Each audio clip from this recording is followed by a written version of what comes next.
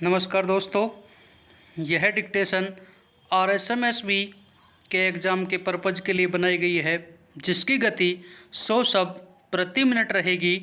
Dictation शुरू होगी 5 second बाद।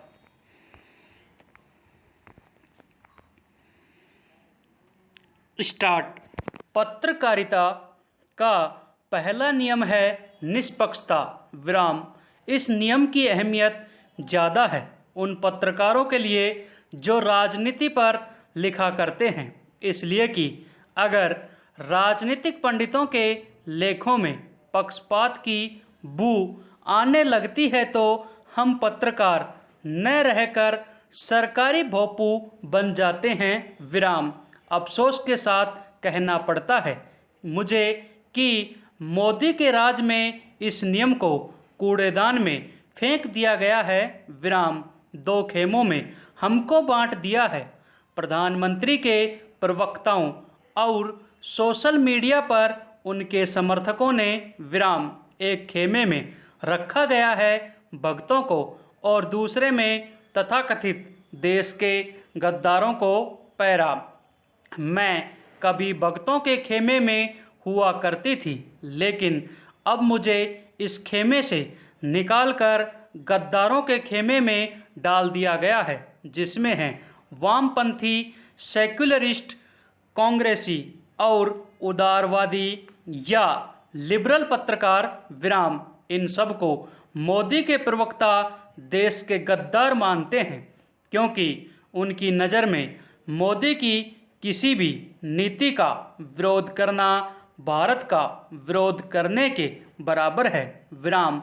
मेरी मुसीबत यह है कि जब मैं मोदी की किसी नीति की तारीफ भी करती हूँ आजकल, तो ट्विटर पर ताने सुनने को मिलते हैं विराम। इस किस्म के OCI नहीं मिलने वाला, कुछ भी कर लो विराम। अब चमचागिरी कर रही है सिर्फ इसलिए कि उसके बेटे को OCI वापस मिल जाए विराम। सो स्पष्ट करती हूँ आगे बढ़ने से पहले कि भारत मेरे बेटे का घर रहा है उसके बचपन से, और उसको OCI दिया गया था मेरी वजह से, क्योंकि मैंने उसको अकेले पाला था पैरा।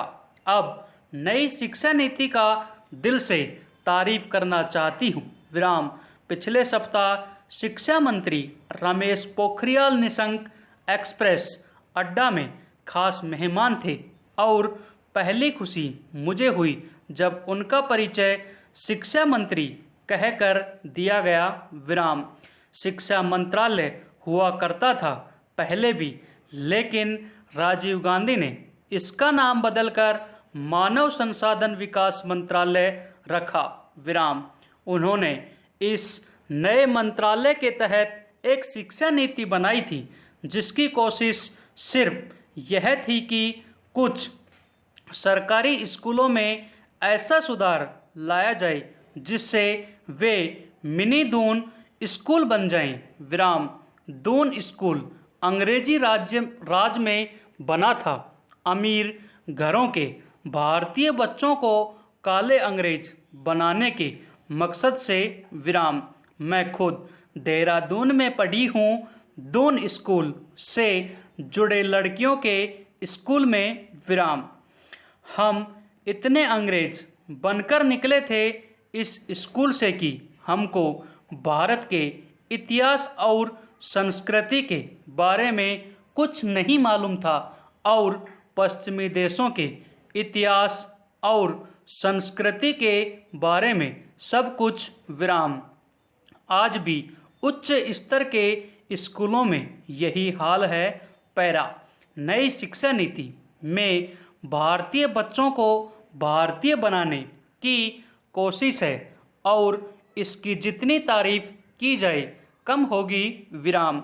मातृभाषा में प्राथमिक कक्षाओं में पढ़ाई कराने का सुझाव है, जो आवश्यक भी है और महत्वपूर्ण भी, क्योंकि फिलहाल इस देश के अधिकतर बच्चे बेजुबान बनकर निकलते हैं स्कूलों से विराम। कई विशेषज्ञों ने भाषा नीति को लेकर आलोचना की है, यह कहते हुए कि अंग्रेजी अब विश्व की भाषा है और इसलिए इसको मातृभाषा से ज़्यादा अहमियत मिलनी चाहिए। विराम। लोग यह भूल जाते हैं कि अंग्रेजी सिखाई जाती है यूरोप के हर देश में, लेकिन पढ़ाई का माध्यम रहती है मातृभाषा। पैरा। आलोचना इस बात की भी है हमारे कुछ अंग्रेजी भाषी देशवासियों ने कि इसमें संस्कृत और भारत की संस्कृति को ज़्यादा अहमियत दी गई है। विराम।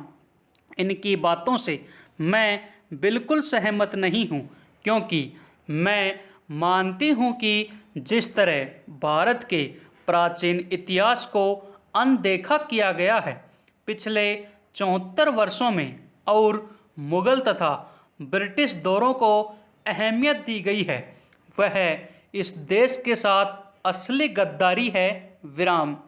चोल राजाओं ने 9वीं सदी से लेकर 13वीं सदी तक दक्षिण भारत में राज किया, लेकिन उनके बारे में हमसे ज़्यादा दक्षिण पूर्वी देशों के लोग जानते हैं।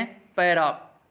मैं जब पहली बार थाईलैंड की प्राचीन राजधानी अयुथया गई थी तो हैरान रह गई थी कि रामायण की अयोध्या पर इसका नाम रखा गया था और थाईलैंड के राजा अपने आप को राम कहते हैं। विराम। भारत का यह विशाल प्रभाव आज भी दिखता है दक्षिण पूर्वी देशों के मंदिरों में, उनकी संस्कृति में, उनकी कला में, लेकिन भारत के बच्चों को हम इन चीज़ों के बारे में शायद अब सिखाएंगे इस नई शिक्षा नीति के तहत। पैरा।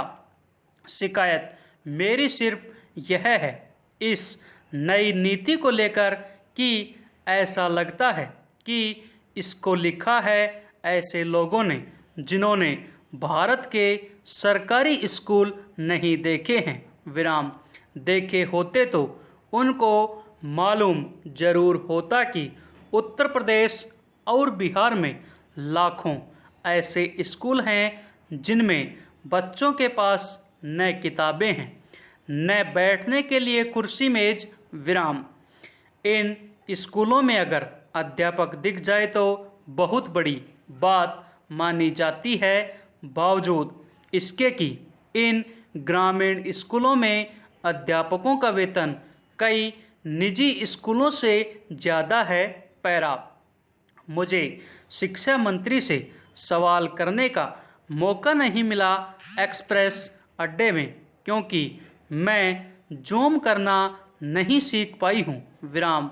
मौका मिलता अगर तो मैं उनसे ज़रूर पूछती कि भारतीय जनता पार्टी की सरकारें रही हैं दशकों से कई राज्यों में, उन राज्यों में हम क्यों नहीं शिक्षा में वे सुधार देख पाए हैं जिनके बिना नीतियाँ चाहे कितनी बेहतरीन हो बेअसर रहेंगी। विराम।